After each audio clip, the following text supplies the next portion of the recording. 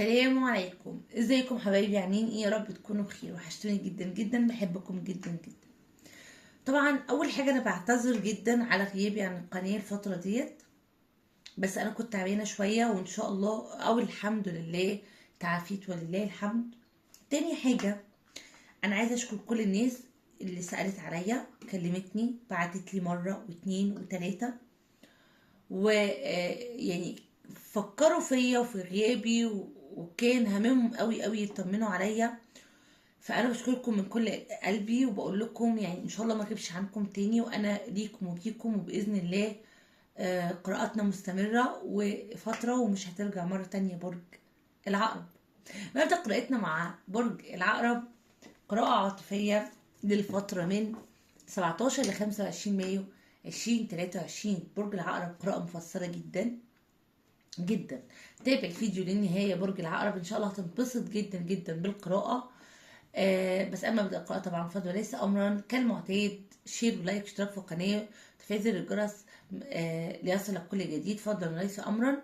بالنسبه للقراءات المجانيه بتتابع البث المباشر على القناه. اما القراءات الخاصه بس لينك الفيسبوك، رقم الواتساب، صندوق الوصف، تقدر تتواصل معايا لحجز قراءتك الخاصه يا عقرب. يلا بينا.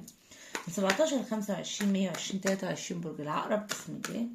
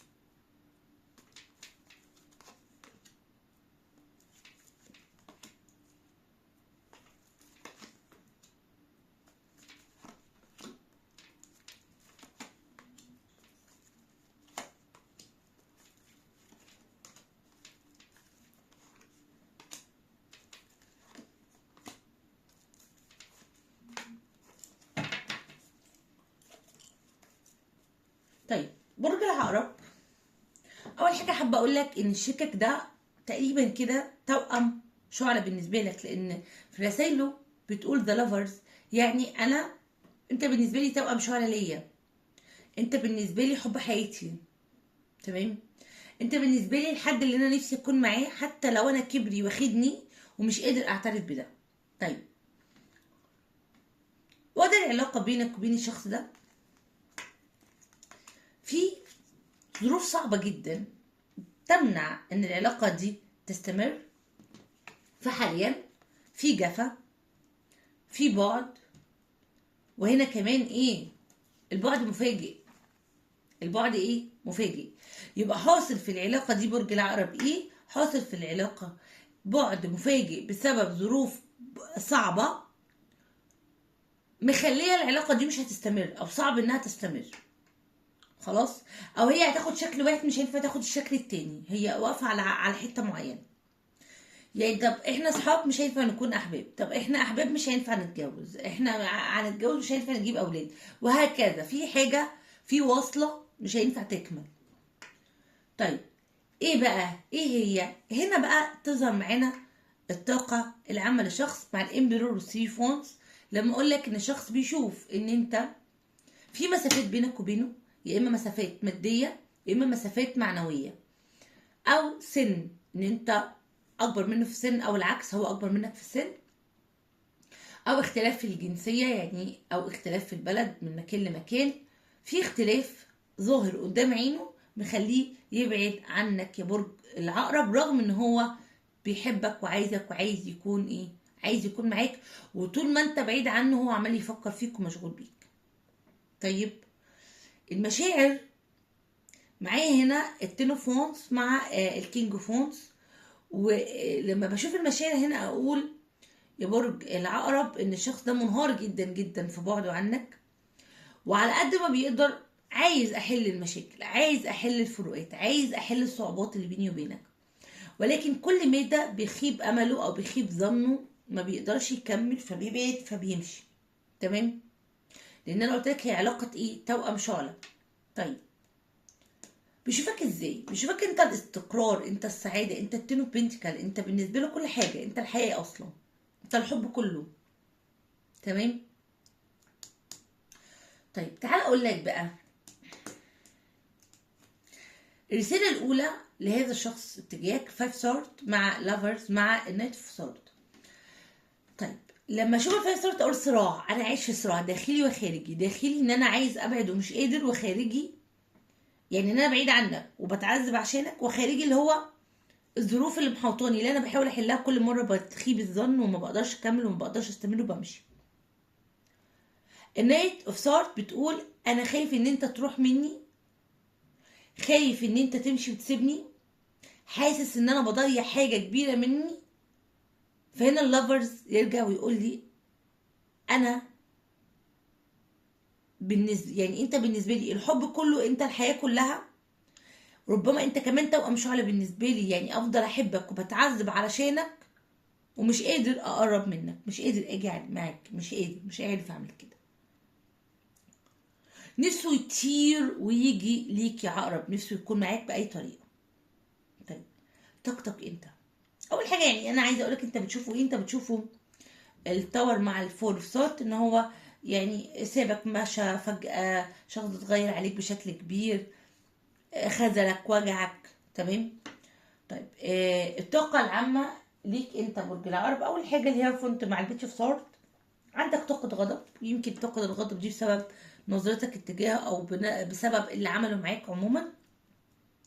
ملتزم جدا ان انا مش هكلمه وانا مش هتواصل معاه، انا هتشافى من العلاقه سستور، انا همشي واسيب العلاقه دي، انا ما عنديش امان فيها، انا مش حاسس بالامان، الشخص دوت بيسيبني وبيمشي، الشخص ده مش عايز يكمل معايا، الشخص دوت مش حاببني. ها بلس سستار انا عايز اتشافى منها. وابتديت بقى ان انا انور حياتي في حاجات تانية، يعني ابتديت اشوف امور تانية، ابتديت ابص واركز ايه اللي ممكن اعمله، ايه اللي ممكن اعيشه في علاقة تانية افضل، في حياة تانية افضل، اعمل ايه، اتصرف ازاي. فانت ابتديت تنور طريقك لنفسك وتكون مرشد لروحك. خلاص؟ طيب برج العقرب، تعالى كده نسأل ونقول هل الشخص ده هيقدر يتجاوز هذه الاختلافات وياخد خطوة اتجاهك في المستقبل القريب، والعلاقة ديت سوف ترسم او لا؟ يلا بينا.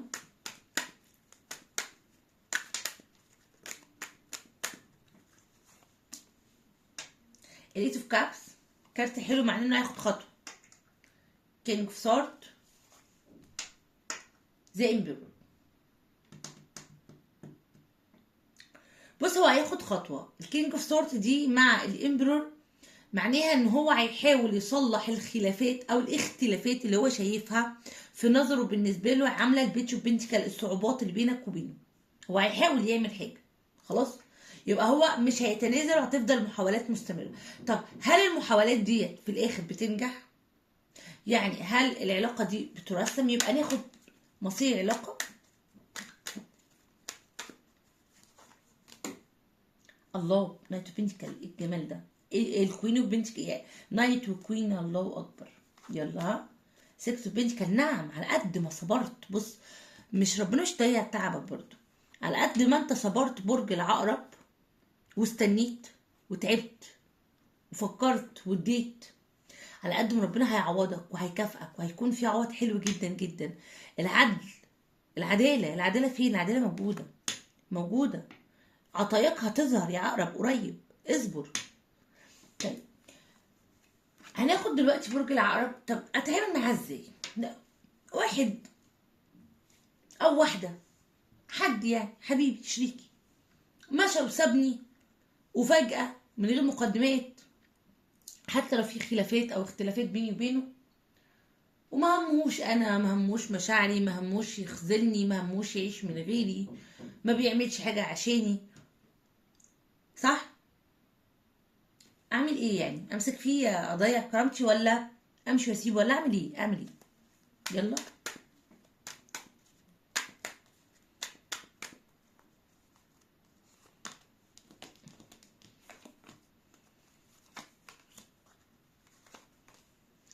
بص، اول حاجه يعني انا عايزاك تستمر على حته او نمط اللي انت فيه، ان انا اقفل حياتي وببص لنفسي وبنور طريقي وبكون مرشد لروحي ومش هزعل ومش هتضايق ومش مش حلو قوي. الطاقه دي حلوه، استمر عليها. وحط مسافات، حط مسافات عشان يعرف قيمتك، عشان يعرف انه ما يضحيش بيك تاني، ما يعني يقدرك، يقدر انه بعده عنك صعب وقربه منك بعد البعد اصعب. رجعه غريب مرة تانية عشان يتمسك بيك المرة دي صح. الحاجة التانية بقى، انت هتعمل ده وهتجافيه وهتمشي وتسيبه وتنور طريقك وتمام، بس انا عايزة يبقى عندك ايمان في ان اللي جوه ده من جوه كده، ان انا مؤمن ان العلاقة دي هاخد عوضها، ان ربنا هيكفيني بيها، ان الامور هتمشي. عندي ثقة ان العلاقة دي هتكمل وتستمر. عندي ثقة ان الامور او المشاكل اللي انا فيها هتمر وتعدي. عندي ثقة ان الشخص دوت العلاقة تستقر معاه وتستمر.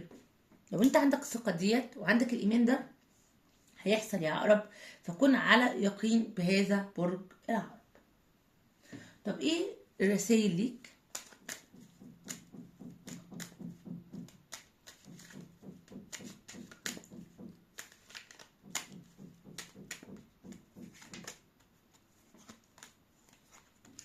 الحب الحقيقي يأتي في حياتك الآن.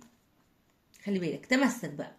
إذا كان لديك، ركز بقى، لسه قايله لك دلوقتي ده، إذا كان لديك القدرة على تخيل شيء فالكون لديه القدرة على إعطائه لك.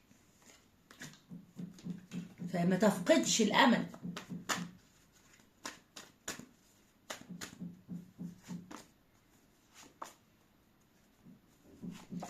بص، شخص من الماضي يعود لحياتك مرة تانية اهو. واحد، صدق نفسك، صدق اللي جواك، آمن باللي انت عايزه عشان يحصل.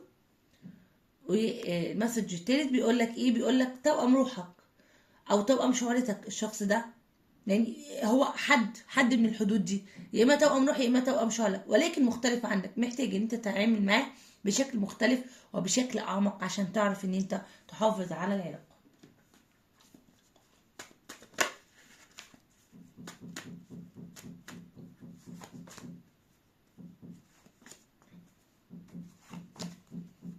رسائل عامة بيقول لك في اشخاص ربما في حياتك بيحاولوا يكذبوا عليك، بيحاولوا يؤذوك، بيحاولوا يضايقوك، خلي بالك منهم.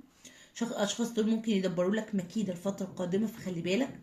حدد طريقك ازاي بان انت تتبع شعورك عشان النجاح يكون حليفك الفترة اللي جاية. حظ وربح مادي ونجاح، خلي بالك عشان ممكن تتعرض لمكيدة لو تحصلت على ده. طاقات الابراج اللي ظهرت معايا النهارده يا برج العقرب: ناريه وترابيه وهوائيه مائيه. الابراج الكبيره: السرطان والعقرب والحمل والاسد والحوت والميزان والقوس والدلو والجدي والعذراء والاسد والعقرب والحوت والميزان. دي الابراج الكبيره اللي كانت موجوده معانا النهارده. بكده تكون خلصت قراءتنا مع بعض. شكرا لكم، اشوفكم على خير. توحشوني جدا جدا، مستنيكم في قراءات تانية كتير. ارجو لو عجبتكم القراءه متنسوش لايك، اشتركوا في القناه، تفعيل زر الجرس ليصلكم بكل جديد. باي باي.